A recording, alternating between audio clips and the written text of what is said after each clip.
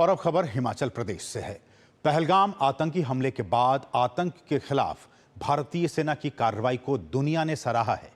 एक तरफ पाकिस्तान में पनप रहे आतंकी संगठनों के ठिकानों को भारतीय सेना ने तबाह करने का काम किया, तो दूसरी तरफ कूटनीतिक तौर पर सिंधु जल समझौते को रद्द करना पाकिस्तान की रीढ़ पर चोट करने के लिए एक अहम कदम साबित हुआ। भारतीय सेना की इस कार्रवाई को पूरे देश के साथ साथ पूरा हिमाचल भी नमन कर रहा है। इस रिपोर्ट को देखते हैं।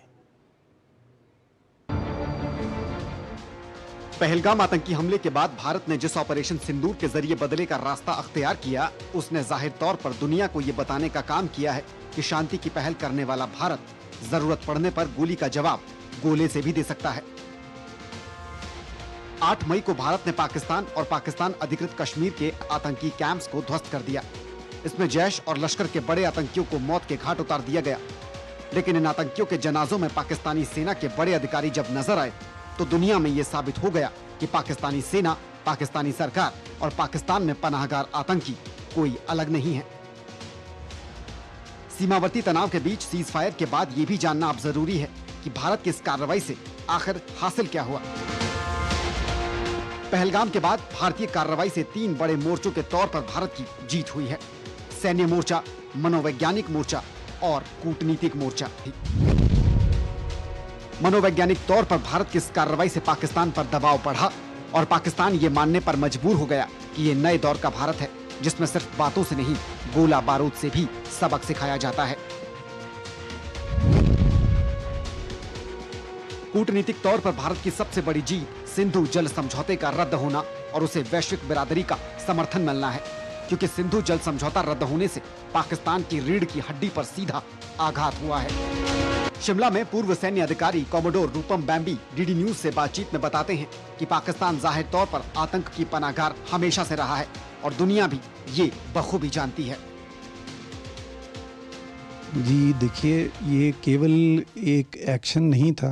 ऑपरेशन सिंदूर पूरी दुनिया के सामने भारत की क्षमता दर्शाता है, भारत का दृढ़ निश्चय इस बारी आतंकवाद के खिलाफ किस मुस्तैदी से, किस क्षमता से और कितनी दृढ़ता से भारत की फौज ने पाकिस्तान के इस कायरतापूर्ण हमले का जवाब दिया है, पूरी दुनिया ने देखा है।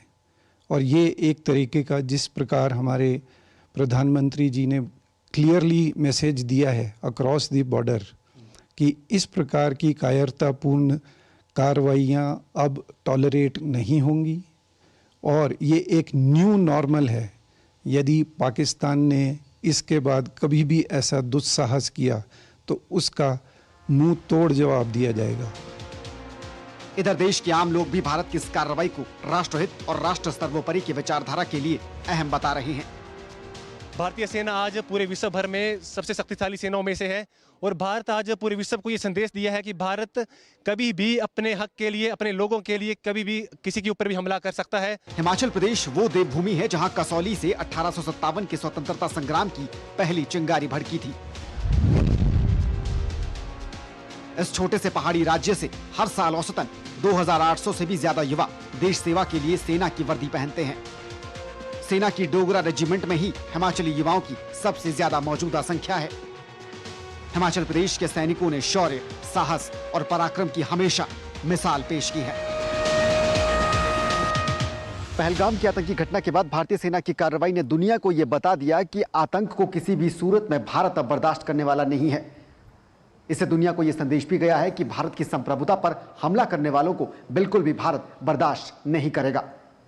शिमला से कैमरा पर्सन राकेश कुमार के साथ धर्म प्रकाश, डीडी न्यूज।